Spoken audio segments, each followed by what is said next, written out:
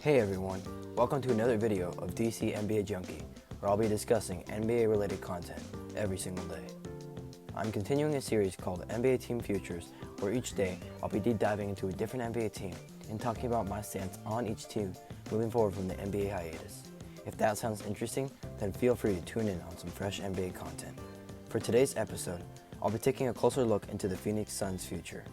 After signing Devin Booker to a 5-year, $158 million max contract in 2018, the Suns have locked Devin Booker to the team and are placed in a position to either draft better prospects or acquire stronger assets to prevent making their long-term star unhappy. Let's get to it. But before I begin, make sure to leave a like on the video and drop down in the comments section any suggestions for future video ideas or even ideas for future series, because any suggestions from you guys are highly advised and recommended. And lastly, make sure to subscribe. We're all here for some fresh and nice NBA content. Now, without further ado, let's take a look into the future of the Pheonix Suns.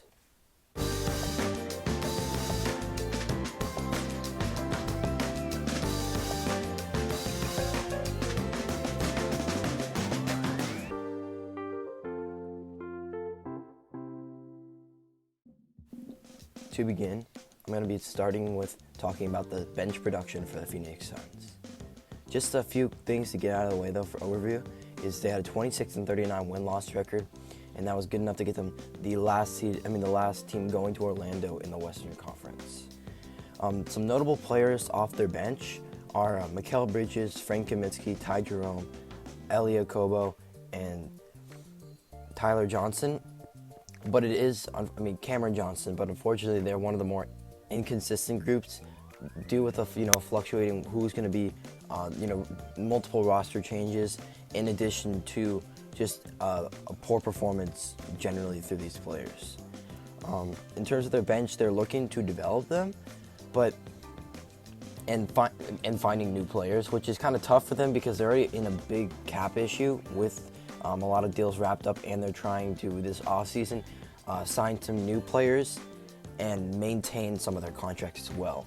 And their bench ranks 27th in the league in scoring, so clearly they're losing a lot of their scoring off the bench, and that is resulting to a poor performance from the team overall.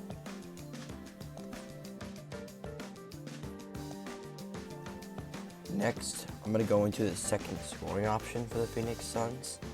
I know clearly they have Devin Booker as their primary scoring option, and there's no problem with that. He's an all-star. He's an offensive machine, averaging around 28, 27 points a game, one of the top scorers in the league. So, clearly they have that scoring option. But in terms of that, after Booker, they don't really have a consistent second man. You could argue DeAndre Ayton is going to become that, or he already really kind of became his rookie season. However, he had that 25-game suspension that really kind of disrupts the chemistry for the team, and that, in turn, kind of creates him away from the second option area because of that, those games that he took off. But I think, just overall, they need to have scoring producers that they can count on, and they certainly, as of right now, need more of that.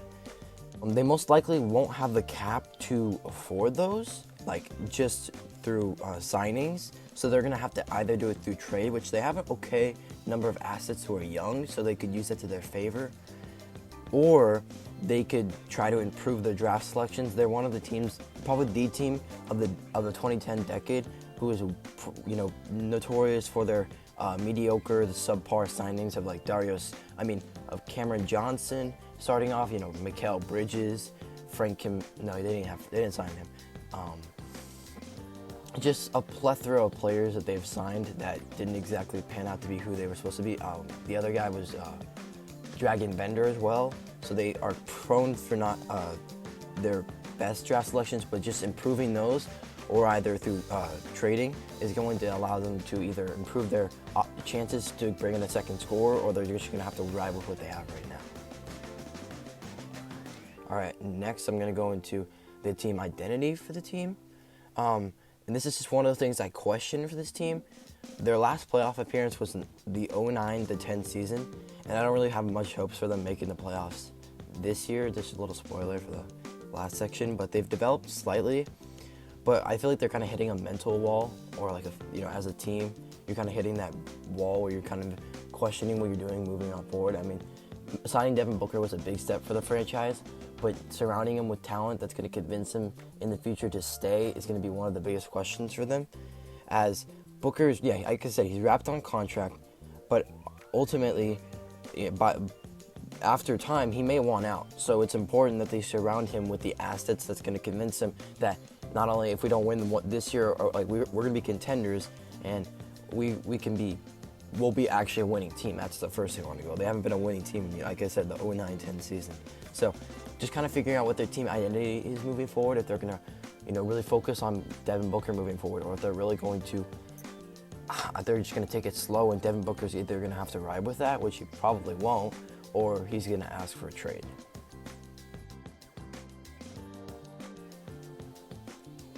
Okay, next, I'm going to be talking about the free agency view for this team. I do this for every single team. We're just talking about my stance on their free agency period this year.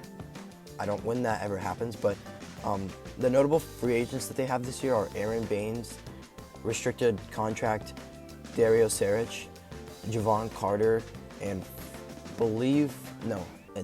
Frank Kaminsky has an option.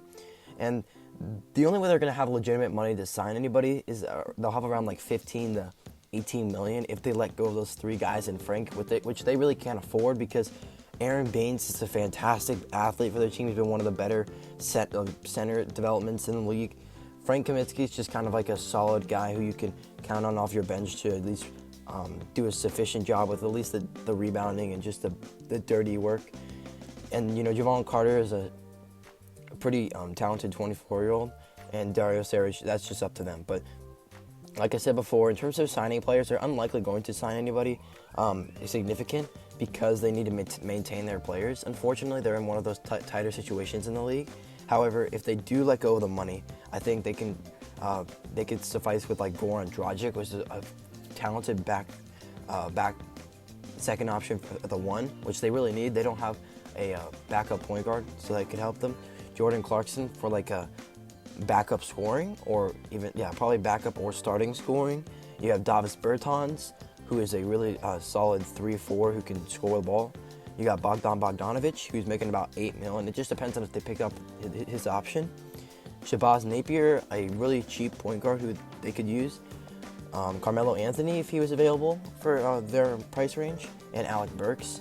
Unfortunately for them, I don't know if many of those options are going to be available. I know that Shabazz Napier and Alec Burks could be possible options, but I'm talking about if they let go of all their money, those were the best options that I think they could really help their team.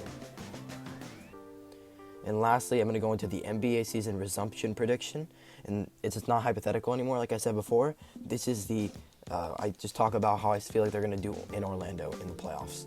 And for this team, I think they're likely not going to make the playoffs or play in a series. They're the bottom team in the Western Conference, and their team is not showing, as far as I know, much improvement to get to the point where they'll be that confident, like that team that can really surprise other teams. And they have to win at least probably 7 games to advance. So they basically have to win all their games to have a chance at even advancing.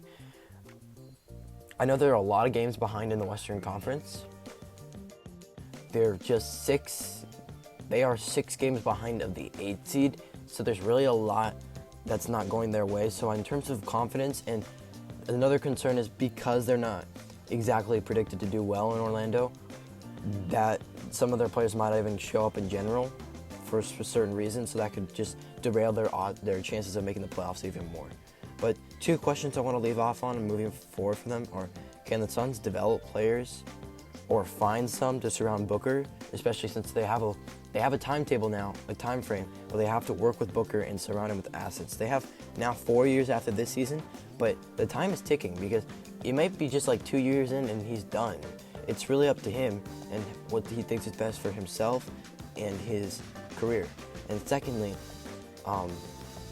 do the Suns hit the reset button and move on from Booker? I know that's a really far-fetched idea, but I think it's really realistic because this team needs to find out if keeping Booker is right, because they could make a lot of transactions that just surrounds him, and then ultimately he just wants out anyway, or he leaves. down the road. So I'm talking about for their future. They need to really figure out, like I said, with the team identity, what they're going to do with Booker moving forward. And yeah, with that being said, that will be the end of today's Team Futures review on the Pheonix Suns. If you enjoyed, feel free to drop a comment below and like the video, and even feel free to subscribe, and it doesn't hurt to get one of those. And yeah, thank you so much for watching today's video, and have a great day.